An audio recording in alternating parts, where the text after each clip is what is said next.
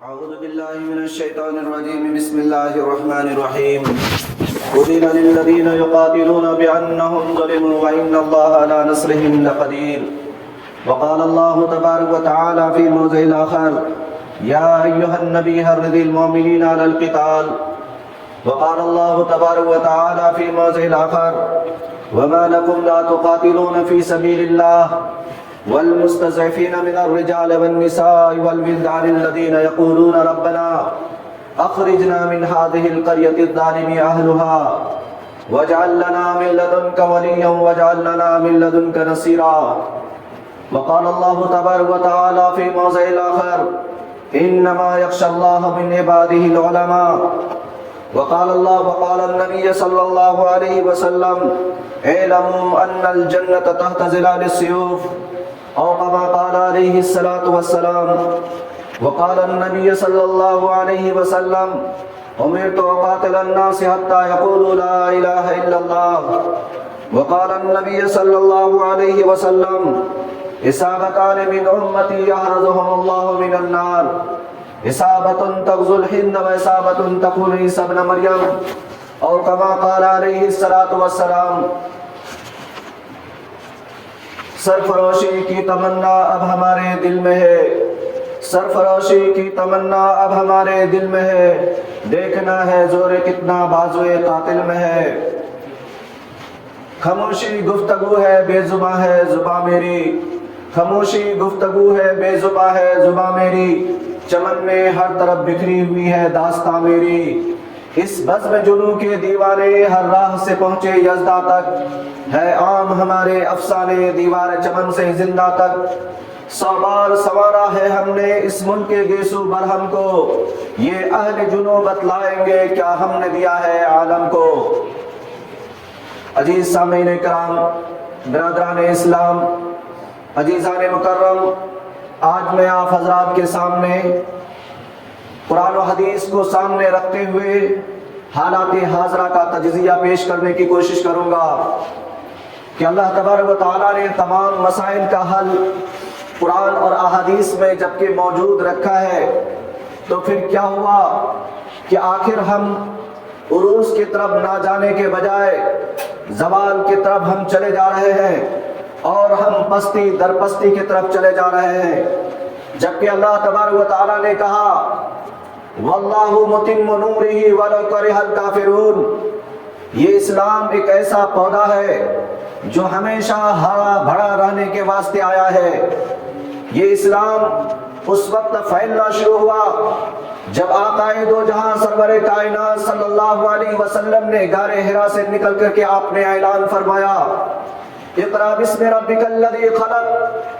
اس اعلان کے بعد اللہ تبارک و تعالیٰ نے اپنے محبوب سرکار دو عالم صلی اللہ علیہ وسلم کو حکم دیا کہ آپ اپنے رشتہ داروں کو، اپنے قریبی لوگوں کو اسلام کی دعوت دیتے رہیں، کلمہ لا الہ الا اللہ کی طرف بلاتے رہیں.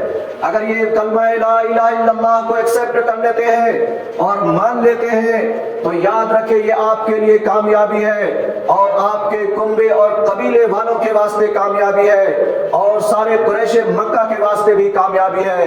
اور اگر انہوں نے نہیں مانا تو جس طرح پہلے قوموں نے اس کلمے کی جو روگردانی کیا تو ہم بھی اس کلمے کی روگردانی کرنے کی طرف اگر یہ گئے تو ہم بھی ان کے ساتھ ذلت مقرر کر دیں گے.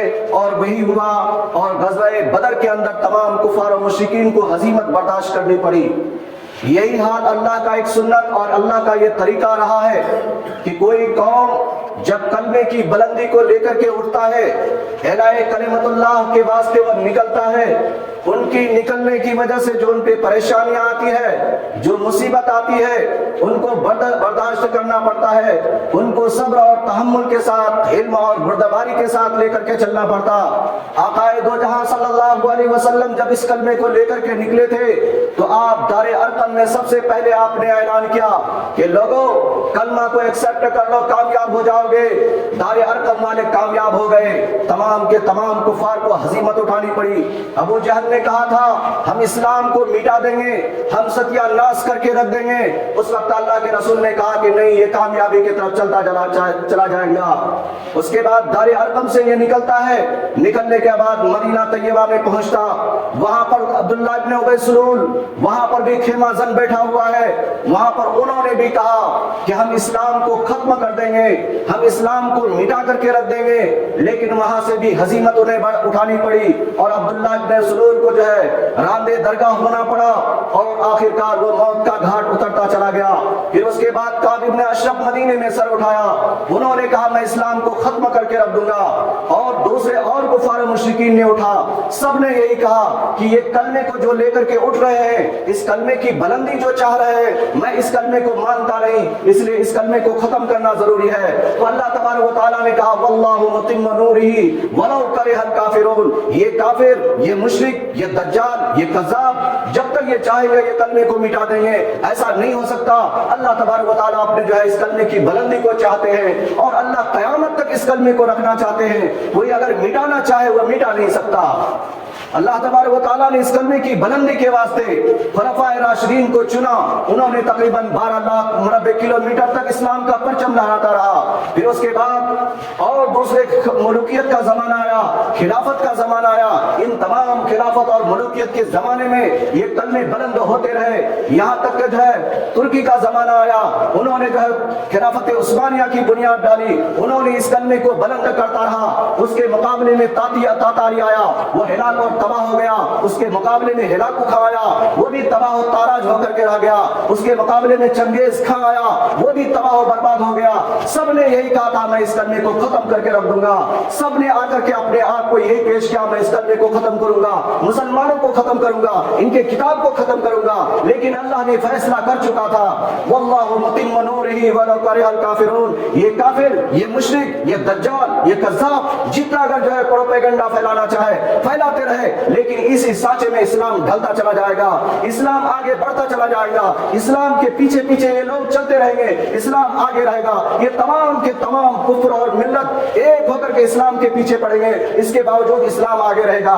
یہ وہی تاریخ اور وہی داستان چلتا رہا، یہاں تک کہ خلافت اور ملوکیت کے بعد، خلافت عثمانیہ کے بعد دوسرے سوویت یونین کا زمانہ آیا، انہوں نے بھی آ کر کے اس کلمے کو جو ہے روکنا چاہا، ان کو بھی وہ تباہ تاراج ہوتا چلا گیا، کئی ٹکڑوں میں بٹتا چلا گیا۔ پھر اس کے بعد یونائٹڈ نیشنز آرگنائزیشن ابھی موجود ہے، یہ بھی وہی پوزیشن میں ہے، یہ بھی اس کلمے کو دبانے کے لیے چاہ رہے ہیں، لیکن یہ کلمہ دبتا نہیں ہے، یہ کلمہ آگے بڑھتا چلا گیا، یہاں تک کہ 1857 کی جنگ آزادی ہوئی، انگریزوں نے یہ پلان کر لیا کہ میں اس کلمے کو ختم کر کے رکھ دوں گا۔ وائسرائے برطانیہ نے کہا تھا ڈاکٹر ولیم میور سے کہ بتاؤ تم اگر ہندوستان میں رہنا چاہتے ہو، تم ہندوستان میں اگر حکومت کرنا چاہتے ہو تو کیسی تمہاری حکومت باقی رہے گی؟ اس وقت ڈاکٹر ولیم میور نے کہا تھا کہ اگر ہم ہندوستان میں حکومت کرنا چاہیں گے اور حکومت اگر ہماری باقی رہے گی تو ہمارے لیے ضروری ہے کہ کم از کم ہم ایسے موقع سے ہم 3 چیز کو اگر ہم ختم کر دیں تو انشاءاللہ جو ہے ہم ضرور بھی ضرور جہاں ہم جو ہے ہندوستان کے سرزمین پر اپنی حکومت قائم رکھ سکتے ہیں۔ انہوں نے کہا سب سے پہلی چیز اگر ہندوستان میں حکومت برقرار رکھنا ہے، انگریزوں کی حکومت کو برقرار رکھنا ہے، اپنے آپ کو پاور میں رہنا ہوگا، تو سب سے بنیادی چیز یہ ہے کہ ان علماء کو بدنام کیا جائے، ان کو پھانسی کے تختوں پر چڑھا دیا جائے، ان کو جو ہے ہر طریقے سے سزا دی جائے، ان کو پابند سلاسل کیا جائے، ان کو جزیرے انڈمان میں بھیج دیا جائے، ان کو کالا پانی کی سزا سنا دی جائے، ان علماء کو اس طرح سزا دیا جائے۔ تقریباً انہوں نے 14,000 علماء کرام کو بیک وقت انہوں نے پھانسی کا پھندوں میں لٹکاتا چلا گیا۔ پھر اس کے بعد انہوں نے کہا اگر ہندوستان میں حکومت اگر انگریزوں کا برقرار رکھنا ہے تو سب دوسرے نمبر پر ان کے قرآن کریم کو جلا کر کے راکھ کرنا پڑے گا، تاکہ قرآن کریم سے ان کو جو اسپرٹ ملتی ہے، جو طاقت ملتی ہے، جو انرجی ملتی ہے، وہ چیز ان کا ختم ہو جائے، تاکہ یہ ہمیشہ کے لیے نیست اور نابود ہو جائے۔ تیسری چیز انہوں نے کہا ان کے مدارس اسلامیہ ہے، اگر یہ مدارس اسلامیہ کو ختم کر دیا جائے تو یقیناً ہم ہندوستان پر حکومت کرنے میں کامیاب ہو جائیں گے۔ یہ 3 بنیادی چیز انہوں نے لکھا اور وائسرائے वायसराय बरतानिया को उन्होंने रिपोर्ट दिया। आखिर वायसराय बरतानिया ने हुक्म एक अमलनामा जारी करके कहा कि जाओ हिंदुस्तान के सरजमीन पर जाओ, कोने कोने में पहुंच जाओ। 1857 से लेकर के 1864 से लेकर के 68 तक ये 4 साल जिंदगी मुसलमानों के लिए बहुत अलमनाक जिंदगी रहा, बहुत जुल्म बर्बरियत की जिंदगी रही। इन उलमा को जो है फांसी के फंदों पर लटका दिया जाता था। इन उलमा को जो सूअर के चर्बी में लपेट करके इनको जलाया गया, तंदूरों में डाल करके जलाया गया। इनको तरीके से जो है हर किस्म की जुल्म सितम ये उलमा बर्दाश्त करते रहे। यहाँ तक कि इन उलमा को तांबों से दागा गया, इन उलमा को लोह के राड से दागा गया, इन उलमा को बेदर्दी से मारा गया। यहाँ तक कि किताबों में लिखा है, तारीख हिंद के शानदार माजी में उलमा लिखते हैं कि जब उलमा देवबंद को ले जाकर के दिल्ली की सरजमीन से लेकर के शामली तक कोई ऐसा दरख्त ना था जिस पे उलमा देवबंद की लाशें न लटकी हुई हो। दिल्ली चांदनी चौक से लेकर के लाहौर तक, लाहौर की शाही मस्जिद तक हर नेशनल हाईवे पर उलमा की लाशें लटकी हुई थी। यहाँ तक के लाहौर जामे मस्जिद के अंदर अंग्रेजों ने फांसी का फंदा लटकाया था। 100 उलमा को ला करके फांसी के फंदों पे लटका दिया। ये उलमा अपने आप को फांसी के फंदे पे लटकते रहे, झूलते रहे। इन्होंने कभी अपने आप को पीछे नहीं हटाया। इन्होंने कहा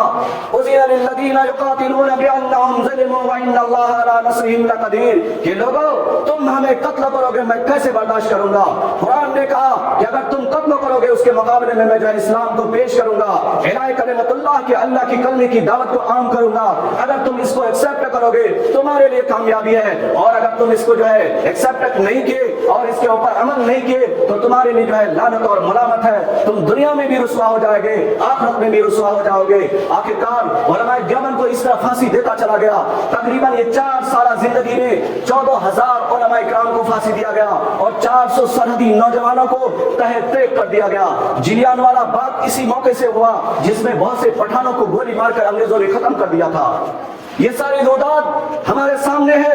फिर उसके बाद अंग्रेज ने दूसरा प्लान किया कि सारे हिंदुस्तान के अंदर दिल्ली की सरजमीन पर तकरीबन 3.5 लाख कुरान करीम के नुस्खे को एक जगह जमा किया और तमाम कुरान करीम के नुस्खे में पेट्रोल डाल करके उनको आग नजर आतिश कर दिया। उसके बाद फिर देखा कि यह मदारिस इस्लामिया है जो इसके दीन के किले है, जहां पर ये इसको सबसे ज्यादा ताकत मिलती है, यहाँ इनके उलमा पैदा होते हैं। लिहाजा उन्होंने मदारिस इस्लामिया पर तकरीबन दिल्ली की सरजमीन पर उस वक्त 3,000 मदारिस थे। मौलाना अब्दुल रहीम साहब के जो मदरसे थे उस पर जो है बेल्डोजर चला दिया गया था। ये सारे रोदात हमारे सामने है। इसीलिए हमने कहा इस बज़्म जुनू के हर दीवाने हर राह से पहुंचे यज़दा तक है आम हमारे अफसाने, दीवारे चमन से जिंदा तक 100 बार संवारा है हमने इस मुल्क के गेसुर बरहम को। ये अहले जुनू बतलाएंगे क्या हमने दिया है आलम को। आखिरकार वह एक अलमनाक और खतरनाक दिन आई गया जो 1857 के बाद 1858 जब आया, उसमें 1948 आया जिसमें हिंदुस्तान के उलमा को 2 महाज पर तकसीम कर दिया गया। एक तरफ शामली का मैदान गर्म हुआ, वहां पर उलमा करते चले गए। बागपत का मैदान गर्म हुआ, वहां उलमा करते चले गए। इसी तरह जो है श्रीरंगपट्टनम का मैदान गर्म हुआ, वहां पर उलमा करते चले गए। बक्सर का मैदान गर्म हुआ, वहां उलमा करते चले गए। ये प्लासी की जंग हुई, वहां उलमा करते चले गए। आखिरकार उलमा ने मिलकर के इस हिंदुस्तान को एक सोने का चिड़िया बना दिया था।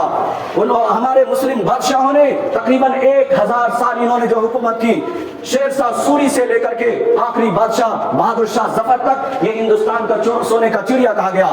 इसके बावजूद जब अंग्रेजों का जमाना आया, इन्होंने यहाँ के सोने को लूटा, यहाँ के चांदी को लूटा, यहाँ के हीरा डायमंड को लूट करके ले गया, हीरा कोहे नूर करके लूट करके ले गया। ये सारी चीजों को लूट करके लेता चलाता गया। उसके बाद ये काले अंग्रेज का जमाना आया। ये गोरा अंग्रेज जो माल और दौलत को लूटा, ब्रिटिश ले जाकर के पहुंचाया। और ये काले अंग्रेज का जब जमाना आया, इन्होंने भी जो अपने माल को, हिंदुस्तानियों के माल को, एक अवाम के माल को लूट करके दूसरे मुल्कों में ट्रांसफर करता हुआ नजर आ रहा है। ये है हमारे बदकिस्मती। उस वक्त बदकिस्मती हमारे किस्मत पे लिख दी गई जब हिंदुस्तान का बंटवारा कर दिया गया। जब हिंदुस्तान 2 मुल्कों में तकसीम हुआ, हिंदुस्तान और पाकिस्तान बना, ये नए किस्म के लोग, बैरिस्टर किस्म के लोग, मोहम्मद अली जिन्ना जैसे बदबख्त इंसान पैदा हुआ। इन्होंने हमारे ताकत और कुव्वत को तोड़ करके रख दिया और हमेशा के लिए एक दूसरे का अजली और अबदी दुश्मन बना करके रख दिया।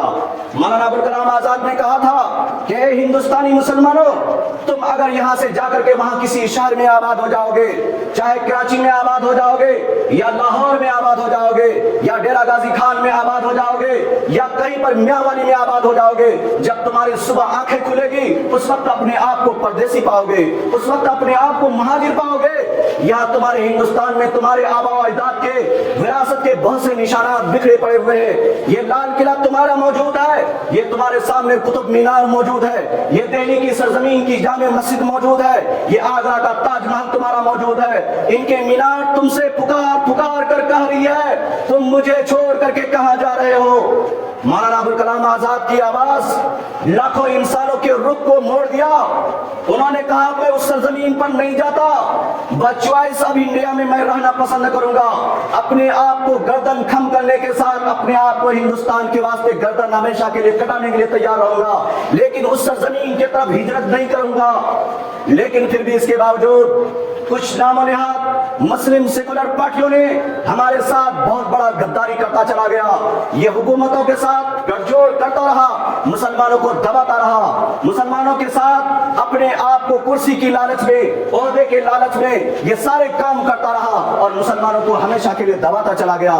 کاش جمعیت علماء ہند, مسلم پرسنل لا بورڈ اور دیگر آرگنائزیشن جو بھی ہندوستان کے سرزمین پر ہے, اگر یہ بہترین اسٹینڈرڈ اگر لیتا, بہترین رائے اور مشورہ کرتا, صحیح ڈھنگ سے فیصلہ لیتا, آج مسلمانوں کے ساتھ اس قسم کی بات نہیں آتی جو تقریباً 1992 سے لے کر کے آج ہم جھیلتے چلے جا رہے ہیں. جی یہاں تو وہی بات ہے, قاتل ہی محافظ ہے, قاتل ہی سپاہی, شیشے کی عدالت میں ہے پتھر کی گواہی. قاتل ہی محافظ ہے, قاتل ہی سپاہی ہے, شیشے کی عدالت میں پتھر کی گواہی دی جاتی ہے.